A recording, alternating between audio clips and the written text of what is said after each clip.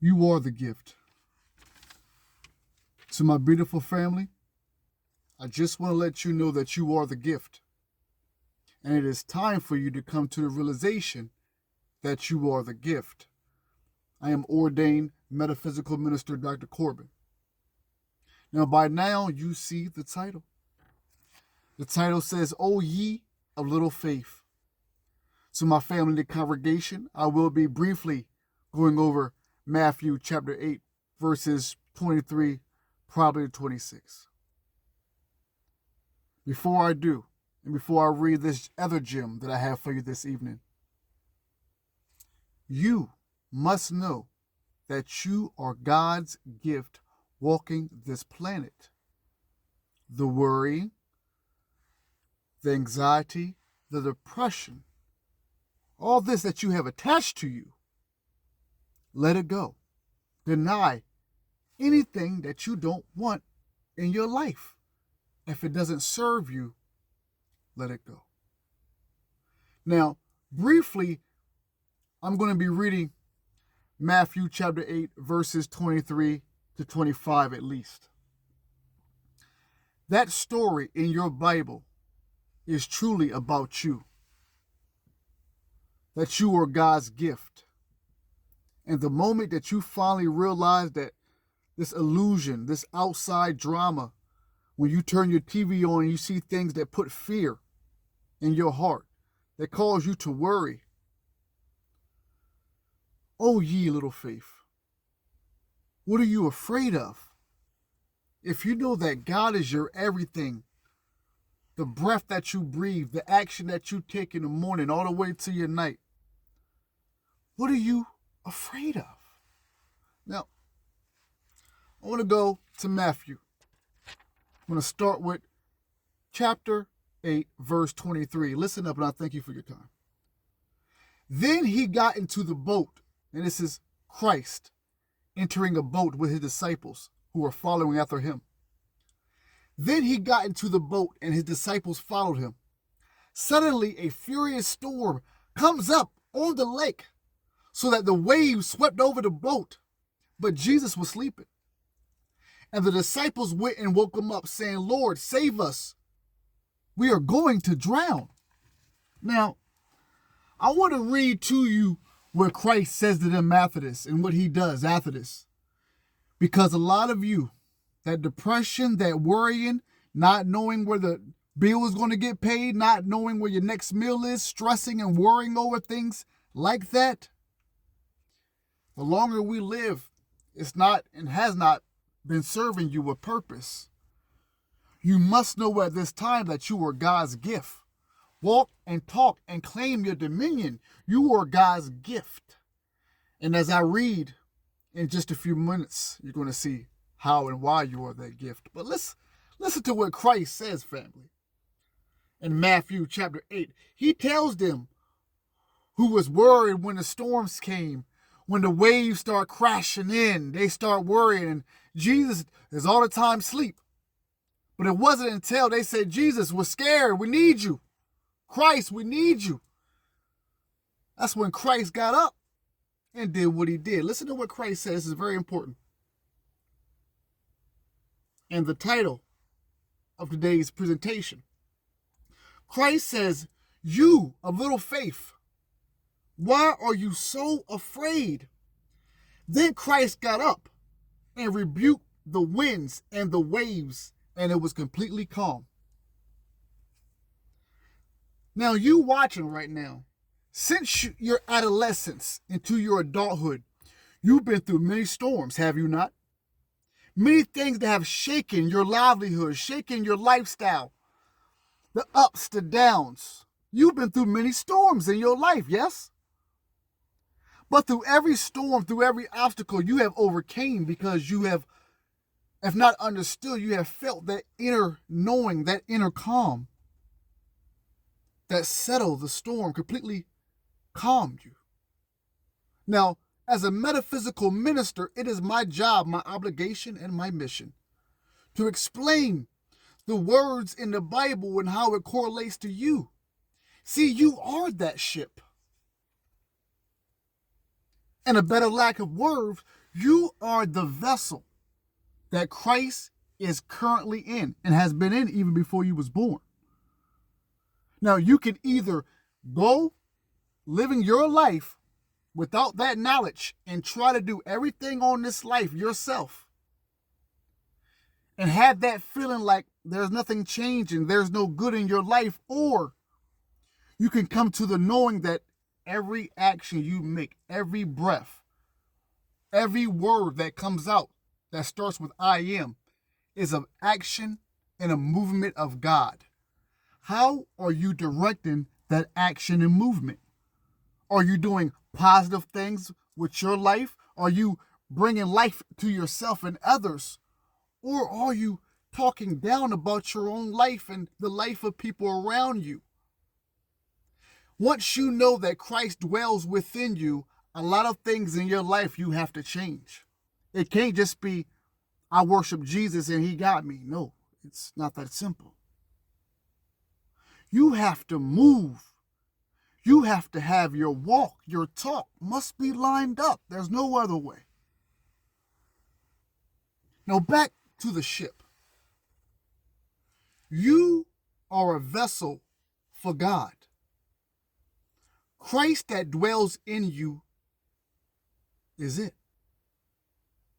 That Christ, that God that resides in you doeth the great works, not you. Once you understand that law, it becomes easy street the rest of your life. But if you want to try to do everything, go out there on your own without understanding that God first, it's going to get rough. It's going to get rough really quick. I want to read something to you before I end this presentation. And it's going to correlate with Matthew chapter 8 and what we just read. But I want you to understand, clearly as possible, that you are God's gift on this planet. God lives through you so you can live. God moves through you so you can move right in through this life while you are in this life. Because you are here temporarily. Do not think that this is a forever home for us. It's temporary. This is in your scriptures as well. But I'm not going to tarry on too long. I do want to read this gem for you, so you can clearly understand that you are God's gift on this planet. So I thank you, and please listen up. The Christ lives in us always. God, the creative energy, sent his son first, even before the body was formed, and he ever abides within. Now, here's a quote from the Bible. The firstborn of every creature. But it is, an end quote, but it is with us, as it was the ship on that tempestuous sea after the storm arose. Jesus, being in the vessel, did not keep it from rocking or the angry waves from beating against it, for he was asleep. It was only after he was awakened and brought out to manifest his power that the sea became still and the danger was over. Now, family, this does not take a rocket science at all. You are the vessel that Christ been entered into. Remember, in your Bible, before Abraham, I was. Before your body, before you even came out your mother's womb, Christ was already with you. We call that divine inheritance. Now, just like the disciples on the ship, Christ was there with them, sleeping. Christ is within you right now, sleeping or dormant until you activate that Christ consciousness that is within you. You're going to keep on failing when you try to do things that is not aligned with God. If you're trying to do things on your own good, on your own will, without no support, without God being or God leading you there first, and you being led by God, you're going to fail on this planet. Can you, and this is a question for you, Can you fathom that the Creator is an invisible source? Our Father works behind the scene in the visible realm, the Creator.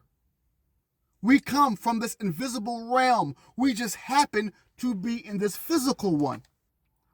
So everything that you want to manifest, it must come from faith. And the Bible told you what faith is. So if you have that comprehension of what faith is, then you must understand by laws and principles that our Creator, that our Father works from an invisible realm. If you want what you want to manifest, the things that you want in your life, the things you desire, you must operate from an invisible realm, because our Creator and our substance is not of this world. It's from an invisible realm.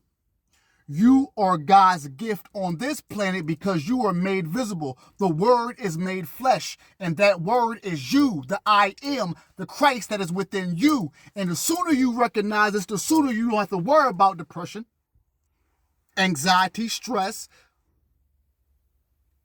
Oh, ye little faith. Only if you realize how close God was to you. Let's keep on reading. Now, thank you for your patience. Let's keep on reading. The Christ in us, that means me and you. The Christ that is in us, family, has been there all the time, but we have not known it. And so our little ships have been tossed about by sickness and poverty and distrust until we have seemed almost lost. For those who understand, for those who got a grasp of what I'm talking about, you know the times you've been at your end with these storms and these battles in your life, and you feel like you had nowhere to turn to, but at the last minute, God came and God showed up and He showed out for you, didn't He? When you had nowhere else to turn, family, God showed up and He showed out for you. You have to go to your inner world within you, where Christ is at right now, and say, Christ, poverty doesn't serve me. Stress, worrying does not serve me. From here on out, it is not my will, God, but your will. Let's keep on reading.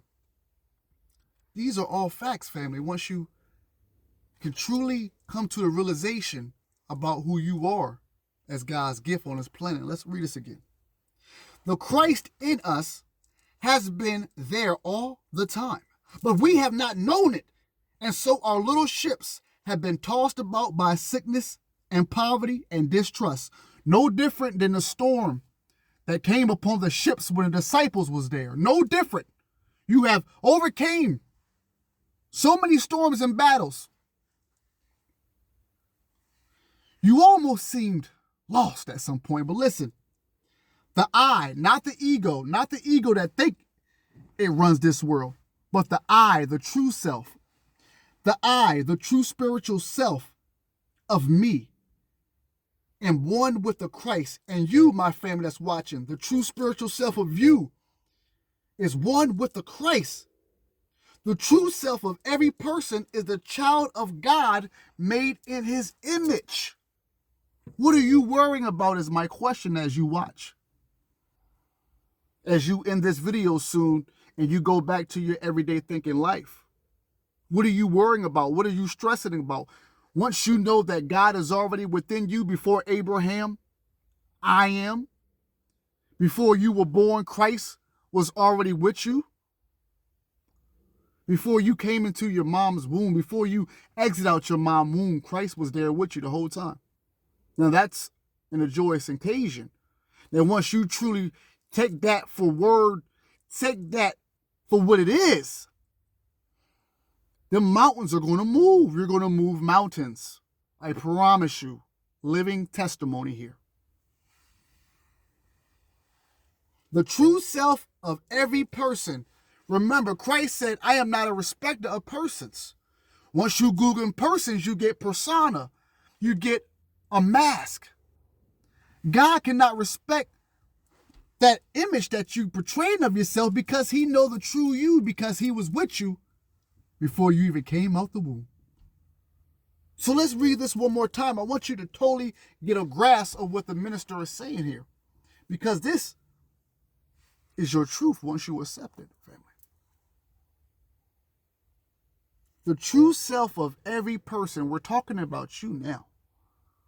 The true self of every person, we're talking about you that took the time to watch the good minister. The true self, that means your true self, who you are. You talking about staying true to yourself? The true self of every person is the child of God made in his image.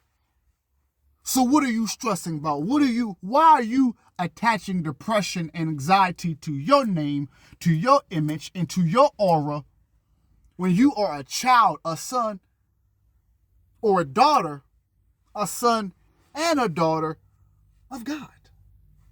Like, let's keep on reading. You can find what I'm about to say on 1 John chapter 3, verse 2. Let's go in. My church people, you're going to love this one. This is in your Bible.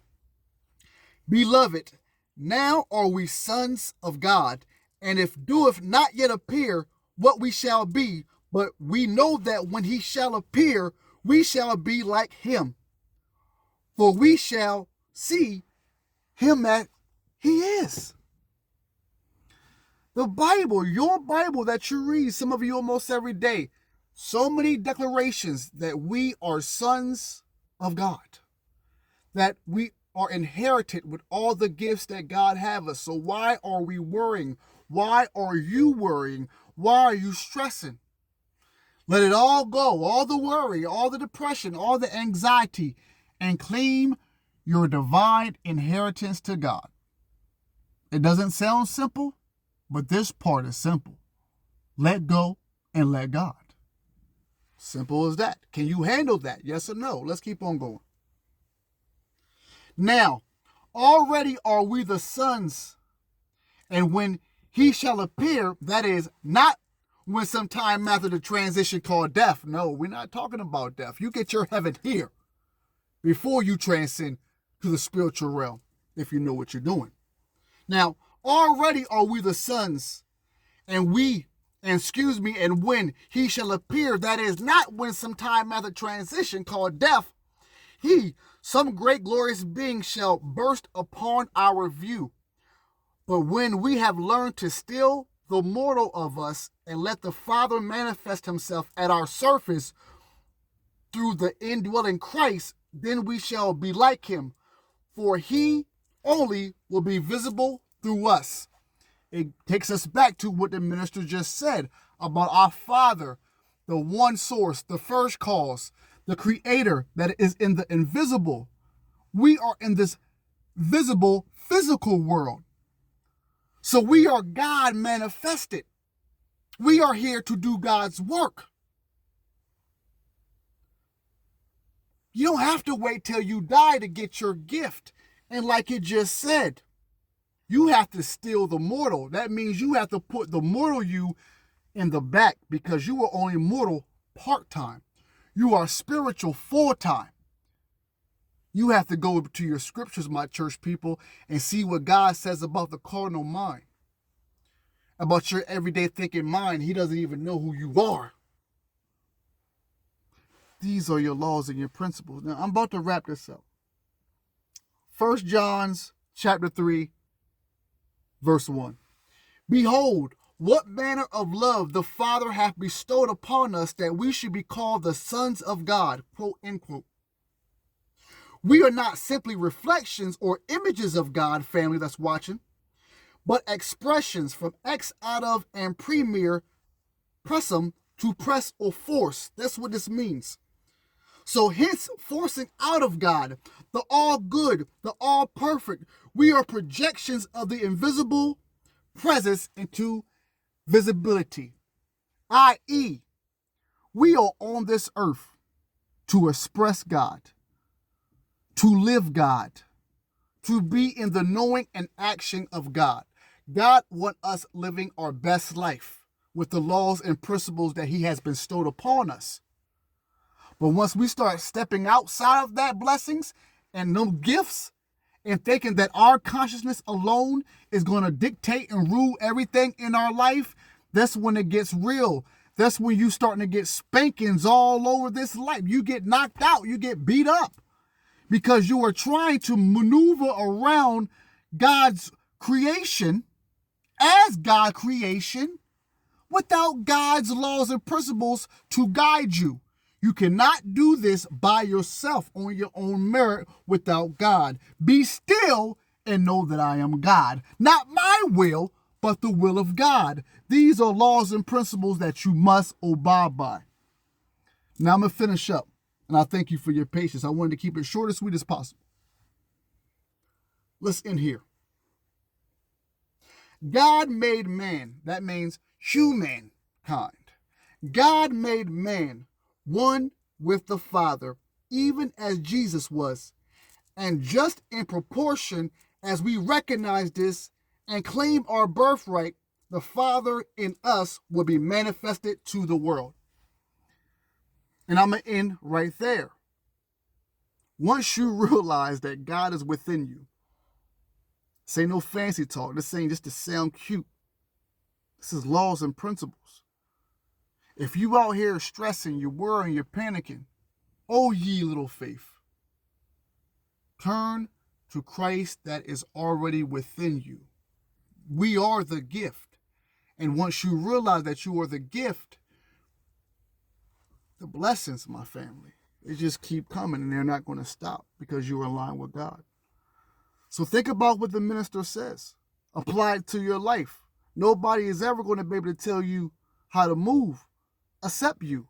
Nobody can tell you about God except you. But you first must experience God through your own will.